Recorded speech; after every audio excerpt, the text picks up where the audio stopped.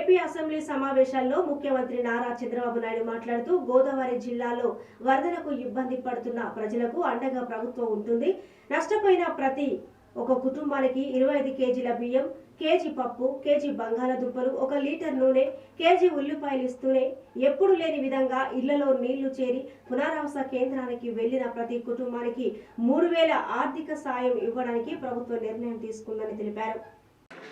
ఎప్పుడన్నా కానీ ప్రకృతి విపత్తి వచ్చినప్పుడు ప్రభుత్వం అనేది పూర్తిగా ఆదుకోవాల్సిన బాధ్యత ప్రభుత్వం పైన ఉంటుంది.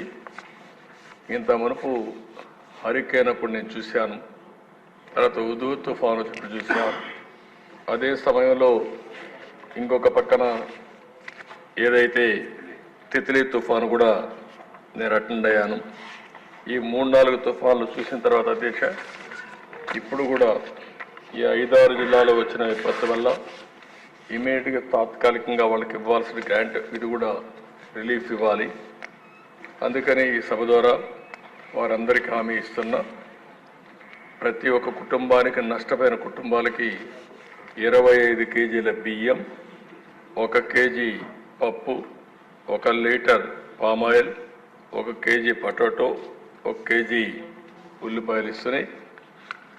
ఎప్పుడు ఇవ్వని విధంగా ఎవరైతే ఇళ్ళు పూర్తిగా నీళ్ళు వచ్చి ఇబ్బంది పడ్డారో, అదే మరి క్యాంపులకు తీసుకుపోయి పెట్టారో అలాంటి ఇండ్లకు ప్రతి ఒక్కరికి కుటుంబానికి 3000 రూపాయల చొప్పున ఆర్థిక సహాయం. ఈ రెండు చేసిన తర్వాత ఇప్పుడే ఈ కొండే అగ్రికల్చర్ మినిస్టర్ని, రిలీఫ్ మినిస్టర్ గారిని కోరుతున్నారు. రేపు నాకు నీతి ఆయోగ్ మీటింగ్ ఉంది. నేను ఢిల్లీకి పోకపోతే నేనే వచ్చేవాడిని. మీరిద్దరూ వెళ్ళి కొండే గౌరవ శాసనసభ్యులందరూ కూడా